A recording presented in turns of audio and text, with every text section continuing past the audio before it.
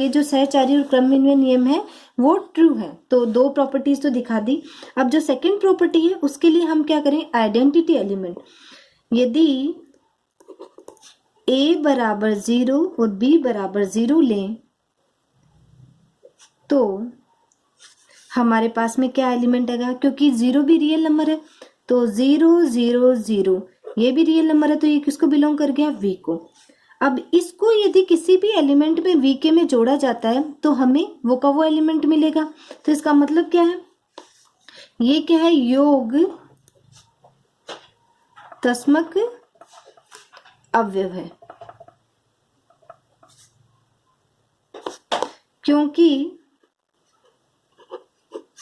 v plus क्या आएगा, v आएगा, जहां पे v किसका एलिमेंट है, कैपिटल V का। किसी भी मैट्रिक्स को इसमें जोड़ेंगे 2 क्रॉस 2 की को तो हमें वो की वो मैट्रिक्स मिल जाएगी। इसका मतलब ये आइडेंटिटी एलिमेंट हो गया।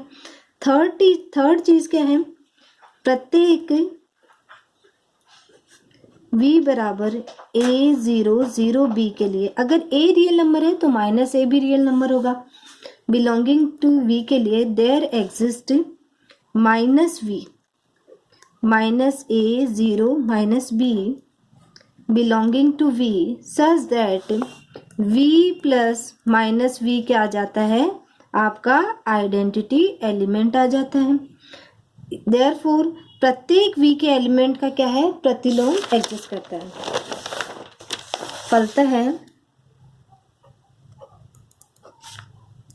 प्रत्येक v के अवयव का योज्य प्रतिलोम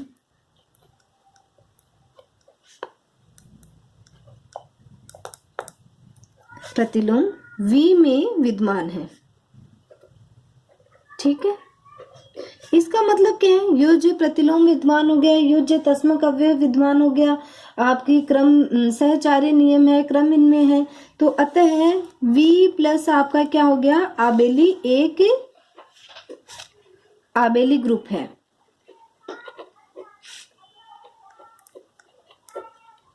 आबेली ग्रुप है। फर्स्ट प्रॉपर्टी तो हमने प्रूव कर दी।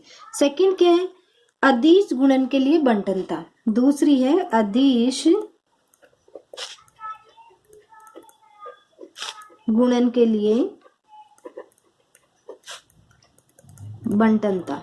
अदिश गुणन के लिए बंटनता क्या होगी, हम एक एलिमेंट लेंगे r का, माना अल्फा हमने कोई भी अदिश लिया तथा दो हम सदिश लेते हैं v1 v2 belonging to v, तब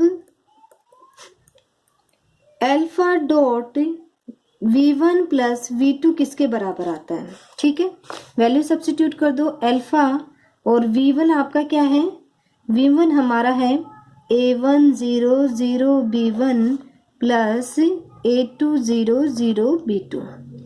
दोनों को जोड़ेंगे तो क्या आएगा आपके पास में, a1 plus a2 0 0 b1 plus b2। Alpha से गुणा किया अंदर तो हमारे पास में है alpha a1 plus a2, alpha को 0 से 0 0 अल्फा b1 प्लस b2। ठीक है, इसको कैसे लिख सकते हैं हम, इसको हम लिख सकते हैं alpha a1 plus alpha a2 0 0 alpha b1 plus alpha b2। इस मैट्रिक्स को और किस तरीके से लिखा जा सकता है, इस मैट्रिक्स को हम लिख सकते हैं अल्फा a1 0 0 अल्फा b1 और आपका plus alpha a2 0 alpha b2। इसको अलग अलग करके लिख दिया, जोड़ेंगे तो यही चीज आएगी।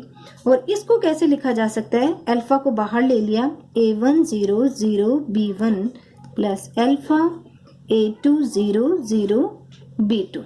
ये क्या है, alpha dot v1 plus alpha dot v2, और यही हमारा क्या है, बंटनता का नियम है। तो ये किसके बराबर आ गया, इसके बराबर हो गया।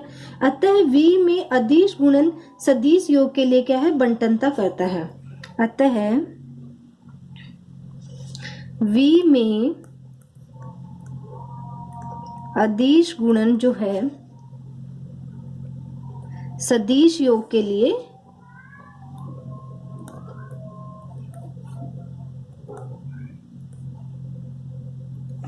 के लिए बंटनता करता है, यानी डिस्ट्रीब्यूटिव प्रॉपर्टी होल्ड करता है, के लिए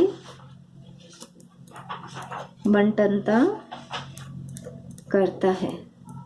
ठीक है, दो प्रॉपर्टी होगी। थर्ड क्या है, अदिश योग पर बंटनता। अदिश गुणन पर देख लिया, अब अदिश योग के लिए, यानी कोई भी दो अदिश राशि लेंगे, उनको जोड़ेंगे और एक आपका सदिश लेंगे, जिससे हम क्या करेंगे, गुणा करेंगे। योग पर बंटनता। तो मान लो α1 α2 दो कोई स्केलर हैं तथा v1 कोई भी हमने क्या ले लिया, वेक्टर ले लिया, तब सदिश ले लिया, तब α1 प्लस α2 डॉट v1 किसके बराबर आता है। तो वैल्यू सब्स्टिट्यूट करेंगे हम, α1 प्लस α2 डॉट आपका v1 की वैल्यू क्या है, a1 0 0 b1। इसको अंदर मल्टीप्लाई किया तो α1 प्लस α2 आपका a1, ये 0 0, α1 प्लस α2 और ये आपका b1। सिंप्लीफाई करके लिखते हैं तो ये किसके बराबर, α1 a1 α2 a2 0 0, α1 b1 α2 b1, ये आ गया। ठीक है, अलग अलग इन मैट्रिसेस को लिखा, α1 a1 0 0, α1 b1 प्लस α2 a2 0 0, α2 और आपका ये b2, ये b2 है भाई, सॉरी b1 ही चलेगा, b2 कहाँ से आएगा, a1, और ये भी आपका क्या है, a1 है। ठीक है, ऐसे लिख दिया इसको।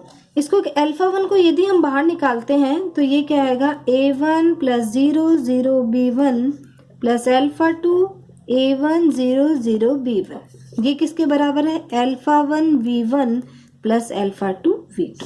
तो बंटनता का नियम क्या हो गया, सत्य हो गया।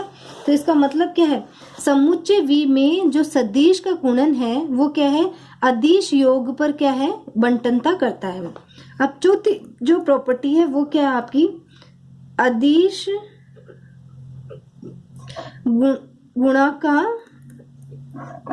गुणा के लिए साहचर्यता, यानी एसोसिएटिव प्रॉपर्टी, साहचर्यता। तो मान लो अल्फा बीटा हमने कोई दो अदिश लिए एवं v हम क्या लेंगे, कोई भी सदिश राशि लेंगे।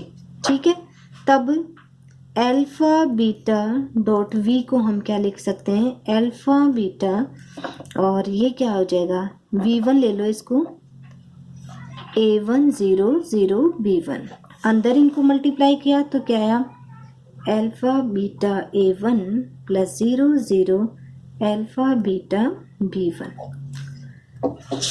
अब आपको एसोसिएटिव प्रॉपर्टी दिखानी है तो इसको हम क्या करेंगे, अल्फा को बाहर लेंगे, बीटा a1 लिख सकते हैं, इसको 0 0, अल्फा को बाहर लिया, बीटा b1 लिखा जा सकता है। इसको कैसे लिख सकते हैं, इसको हम alpha beta a1 0 0 beta b1। ठीक है, ये क्या लिखा जा सकता है, इसको हम लिख सकते हैं बीटा और ये a1 0। यदि आप वापस मल्टीप्लाई करके देखोगे तो ये की ये चीज आएगी, ये क्या लिखा है, alpha beta v1, associative property होगी। ठीक है, तो आपकी साहचर्य नियम भी क्या हो गया, सिद्ध हो गया।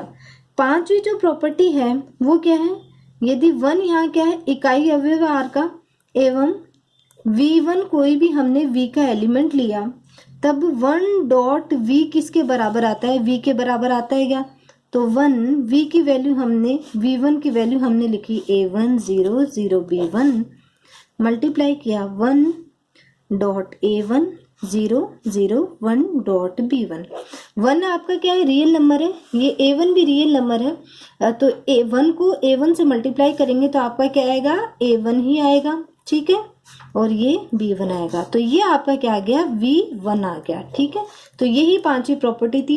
इस प्रकार से v क्या है, सदिश समष्टि के सभी जो प्रतिबंध है उनको संतुष्ट करता है। तो v क्या हो गया, r पे क्या है, एक वेक्टर स्पेस है। कल की क्लास में हम थ्योरम डिस्कस करेंगे।